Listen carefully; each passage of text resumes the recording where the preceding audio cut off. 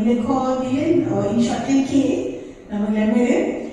So she's the founder of Supernewsroom.AI, and one of our best buddies, I would say, because over the years of our efforts of trying to nurture legendary brands with adoption of technology, Supernewsroom has been one of our very, very strong supporters from the time when not a lot of people understood why they needed to consider technology, to a time when I think people are just going crazy over AI, but just trying to figure out how to. So I'm really, really happy to have you here. And today we're going to be talking about a very, very, I would say, interesting topic.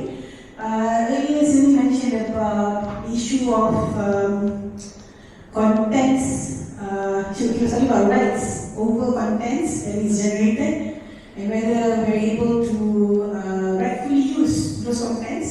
So we're talking about how to maintain brand integrity with AI-generated content, because this is very, very, I say, when you see that the AI has generated this beautiful write-up with these sources, don't know from where, right? It's so, you're so drawn to actually use the contents, right? But when we take these contents and apply it as a branded content under our own brand, the question arises on whether, are we, was it an ethical option that we made? And does it compromise our brand integrity, when we use those contents? So essentially that's the topic that we're looking at right now. So from your point of view, maybe I should get you to share your initial thoughts on this before we start, grilling those thoughts. Okay, but before that, maybe I can just share about a bit about myself. I'm a PR practitioner for many years, and that's why I think the topic is quite apt with what we do. So Supernewsroom is actually a platform where you can get publicity, basically reach out to news sites. So we have 800 news sites in the platform. Reach out to them with a single click, which means that your story can appear in the South. You want to go global? Forbes. You just pay as you go, the value is attached to it. And what they have done recently is getting AI, a lot of AI incorporated. That means if you're an SME or a startup, everybody says, oh, I want publicity. I want my brand to be known. So how do they do it? So they go into Supernewsroom. First, they can generate their content using AI. Then they can translate the content to whatever language. Then the AI can help them match to the news site. So if you do not know, maybe a brand like Cyberview, they may not know which news site is relevant to them, so the AI can match it and eventually tell them, oh, this is your from the content, they will suggest 10 sites. So then they just click those news sites and content is sent and it goes directly to the publisher. So the star will get it, and if they accept to publish, the credits are deducted. So basically, we are eliminating me, PR agency. So you don't have to hire a PR agency. You can basically just get publicity. And now we are bringing in influencers, we're bringing in content creators into it to expand Supernewsroom. So that comes to maintaining brand integrity with AI-generated content, which our platform is doing. It's a grey line, I would say. It's really, really a grey line, and it's an ethical question, right? Ultimately, because some of our clients are brands like Petronas. Okay, so they log in, they can generate, they put Petronas. I think recently was a resizing issue, right? Petronas resizing. I think it was clever PR. Who can downsize it, resizing. So the key right sizing, yes. So right sizing, and it came out beautiful. Petronas announcing right sizing, beautiful template, press release for immediate release, quote from CEO. But the CEO punya nama was salah. So, not really trustworthy, but if from a PR point of view, that's my basis to start. If it's perfect, if I'm a startup, I wouldn't know how to write a press release. I wouldn't know how to write a content.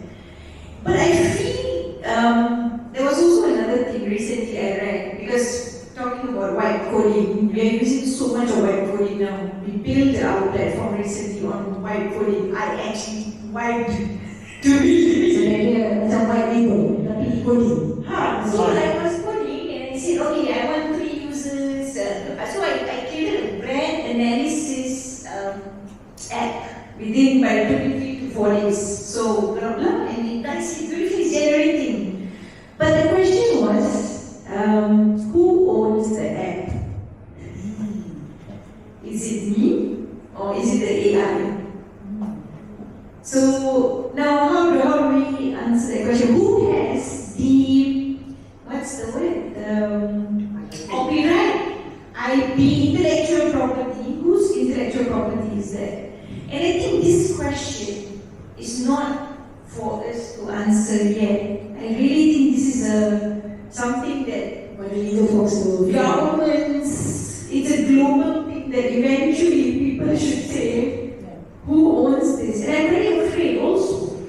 You know, you're building stuff, you're trusting that AI to build an app which I'm going to sell or monetize. Now, what's going to, they have my source code. It's actually a truly valid question. I'm part of the IP Researchers Network. It's a global network.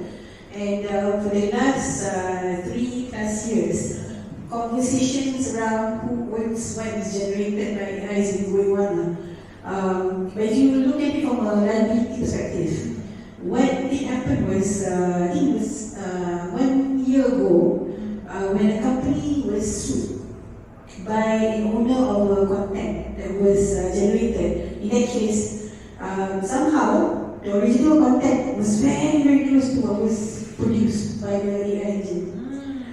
They went to court, and because of the similarity, the court ruled in favor of the owner of the original content. So, when it comes to the liability, the court did place some liability on the engine to ensure that the output is a produce of fragments of different sources. It cannot be exactly the same like somebody's original work. So there is some level of responsibility placed. But when it comes to coding, just like when it comes to production of visuals or text, the issue is always because to come up with the output, there is some level of personalization, customization, or work that is put by the people who prompt, right? So there is one line of thought that says that in your case, because you did the coding actually, it's like how people use Adobe to produce the graphic. You use the coding tool as a tool to produce your AI tool. So there is an opinion that the IP should belong to you. But if you draw a reference from the university research commercialization space, they do acknowledge that one IP that works with another IP can actually co-own. So whatever it is, I think you need to go back to your terms and conditions. That's right. Yeah. Exactly. So I think it almost like the same thing now about it's a lot of grey line right now. So same thing when a content is generated through Supernewsroom. It comes back to the onus of the prompter who has prompted it. So it comes back to us, the user, of how we want to maintain our brand integrity. Itulah, because an issue is what if you have one body that uses Supernewsroom that generates something and from an ethical point of view, it wouldn't be something that you would agree to, but because the generation was done with your tool, is there a way where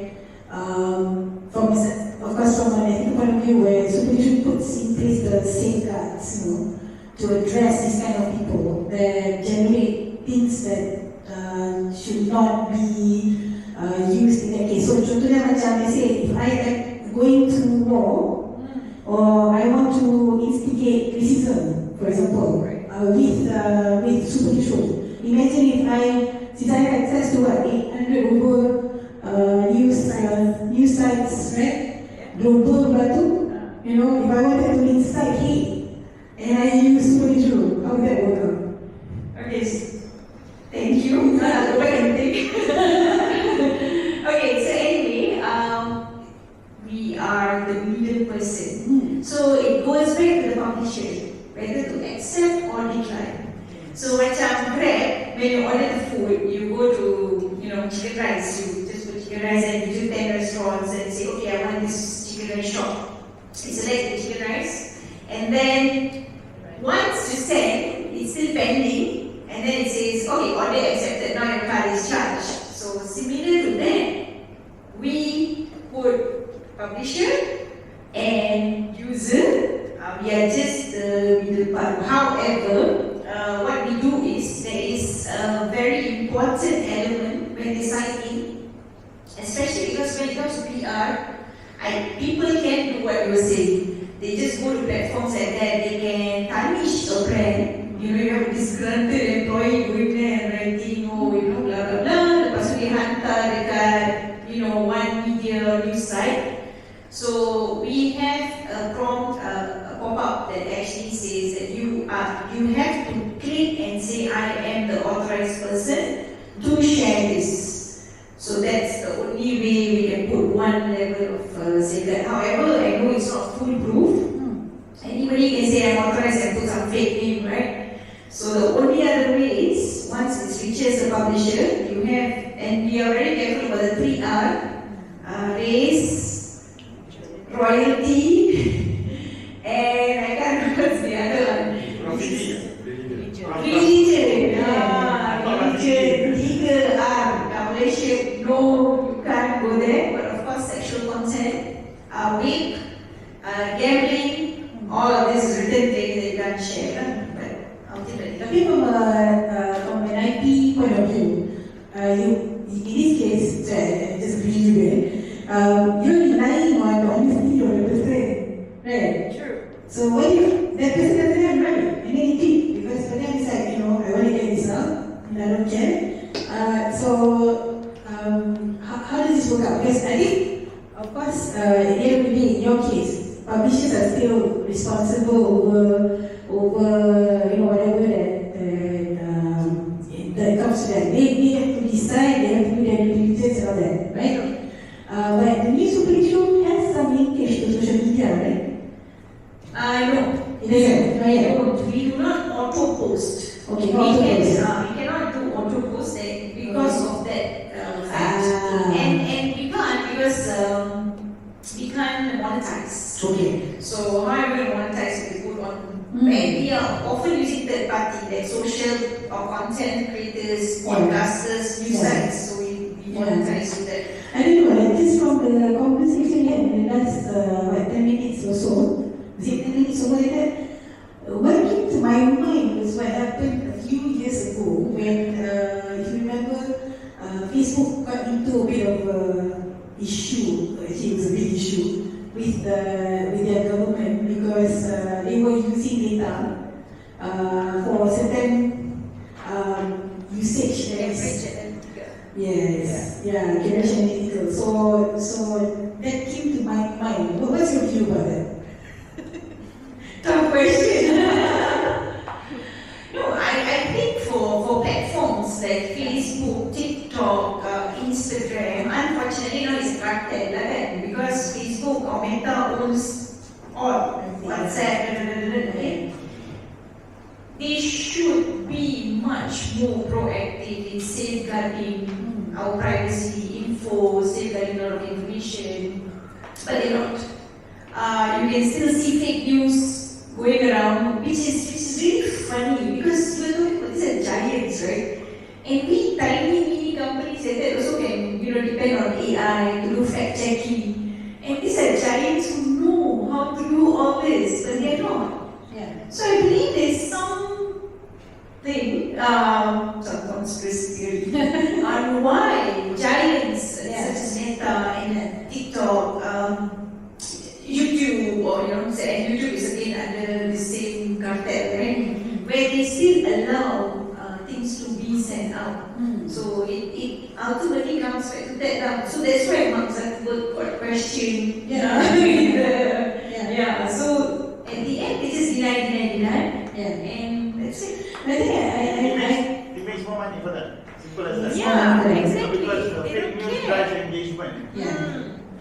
I guess I am trying to hone into when we talk about brand integrity, platform responsibility that platform takes, because for years, we've been in the business for coming to 14 years. Most of the technologies that sets up their tech as a platform for demand and supply to use, right? They tend to go, I'm not responsible, it's like they have a platform, demand and supply is supposed to, kind of like make sure that what you're offering and what you're taking is something that is right, ethical and all that. So what would your advice be to technopreneurs when it comes to their approach to that? Because I think the narrative is something that is really important for them to take care of.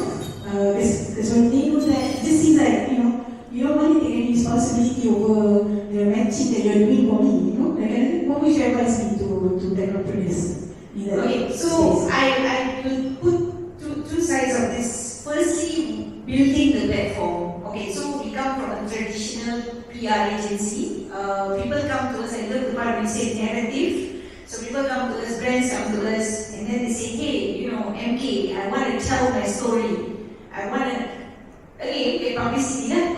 So I'm there, human, and I used to go through the entire process. I talk to you, I understand your company, then I sit down for 6-7 hours and create a press release and send it back to you, and then you take maybe 3 to 4 days to revise, and then another. Okay, so the whole process of creating one story, one content, used to take almost a week. Sometimes we used to work in Gleneagles Hospital. It took us 2 weeks to get one press release approved. You worked on the in.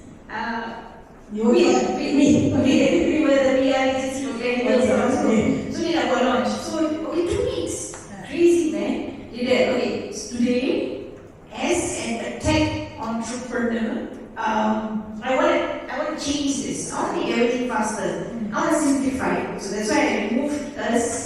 And right now, we offer offline services also. So the same thing applies. They come to me today and say, I want to appear tomorrow in Siakap Keli, World of Bus, and got some content type of story that I want to go about.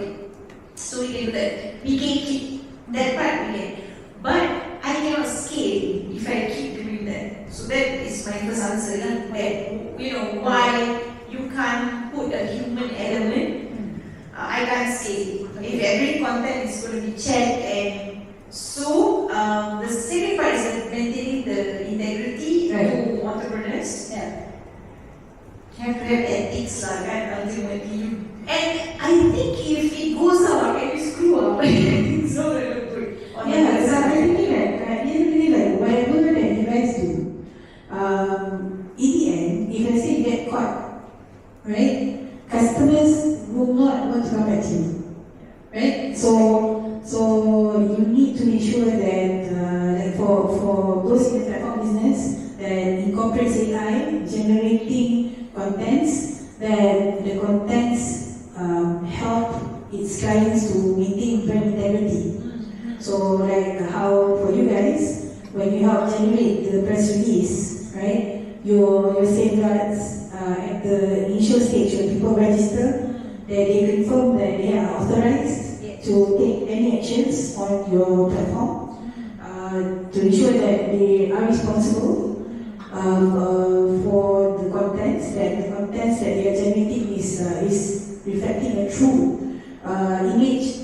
It says what it says is what it really is, not something that is changed, to reflect a different story. But just to share, somehow people think Supernewsroom is a media agency, so they think it is many news site. So we get a lot of press releases, random press releases via email. So a lot of it often comes critical emails, blaming, racially charged or abuse, but not Malaysian. So it's like an overseas company trying to make noise about, let's say, against human trafficking. They would actually send to us.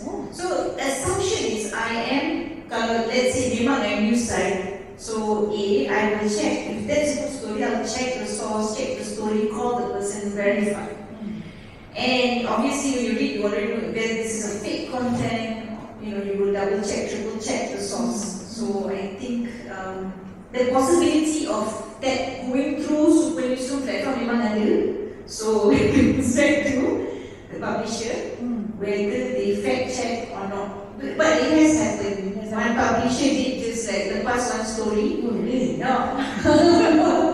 It was an NGO blaming malpractices in where they ran chickens.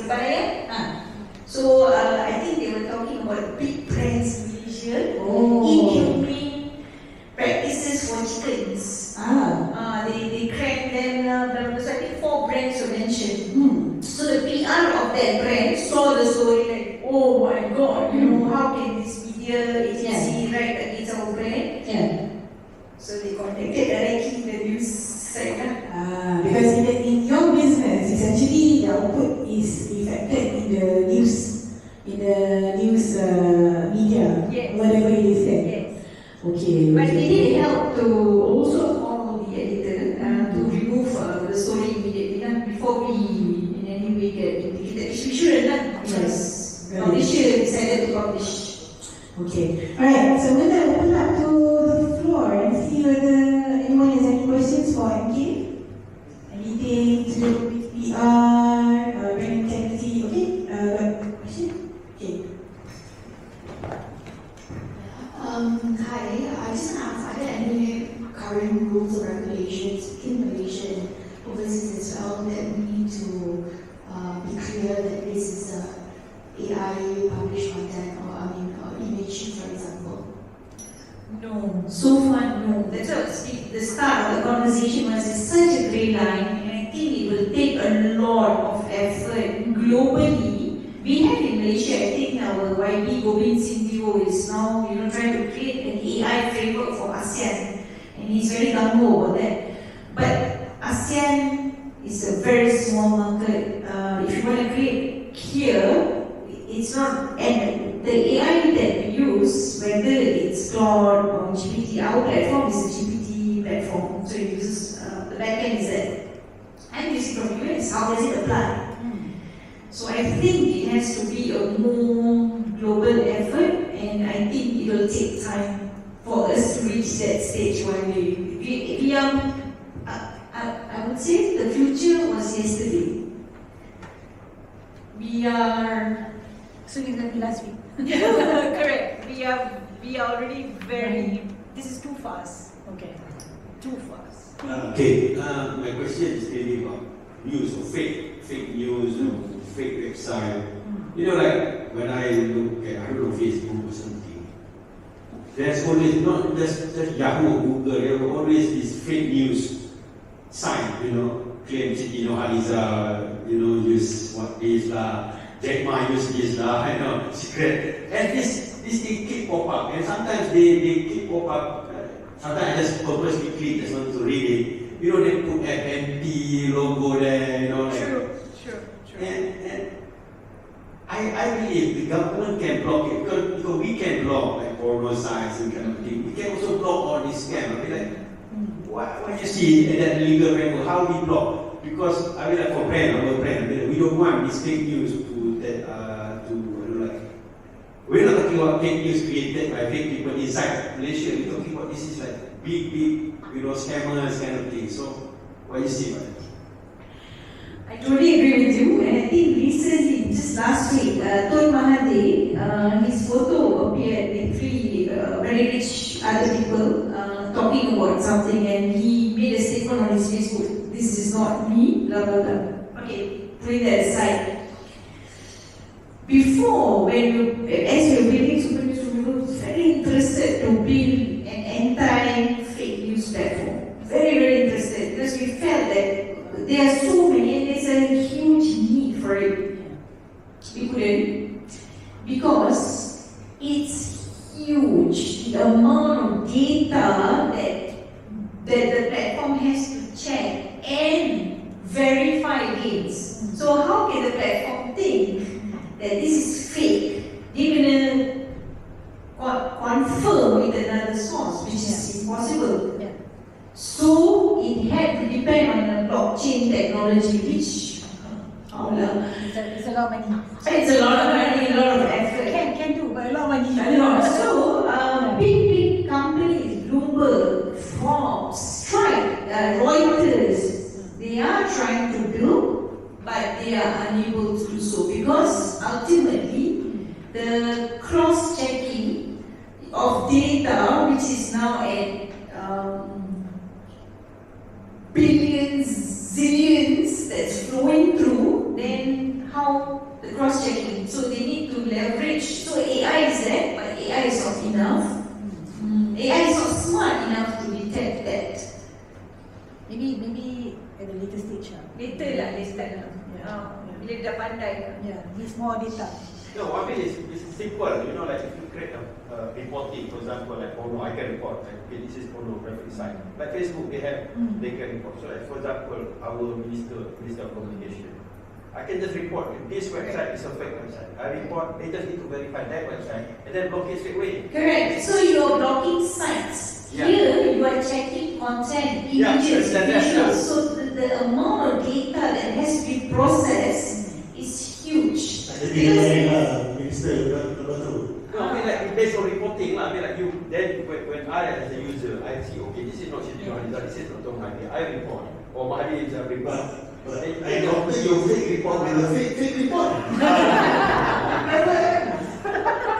Benda tu legit tapi siapa We isi? Malaysia, I think we have done a platform like this. Sebenarnya.my, tapi it didn't work out. They were also trying to do this by crowdsourcing, but either people are too lazy, not many people have that time to go into sebenarnya and then go and check and verify others. So it just died off. But yeah, from our point of view, as I said, a lot of media owners, again, Reuters, one of the biggest, they have to make sure their news is not fake. So it's very difficult for them to build. So leveraging on blockchain technology and real people, part of this checking, that ultimately can work. Okay, I can think of one last question. It's a very light and easy question. The one that really rightly suggested. I know, BFM, very 9.9. Brand integrity. So when you get profile pictures of business leaders, for example, how far do you check the photoshopping level of the face and how young they look, how smooth the skin, for brand integrity lah. Okay, so again, it comes back to not us. We do not check, the publisher checks, and just to share with you, news sites these days demand for good photos. So they want Photoshop images, they want exciting images. AI generated. I mean, real photos, but you can't pay AI to enhance or create a professional PR ready photo. My profile picture is AI generated. There you go. Yeah, and I think that's a very good point that we also have to now put a caveat in the platform to click saying, so my takeaway is that when I go back now, I'll implement about that. Click here if the uploaded image is AI generated. So the media is aware that this is an AI generated image. Thank you. I mean, in the end, just to wrap up the session, if I was a speaker, I would end with say the truth and nothing but the truth, right? But in these days,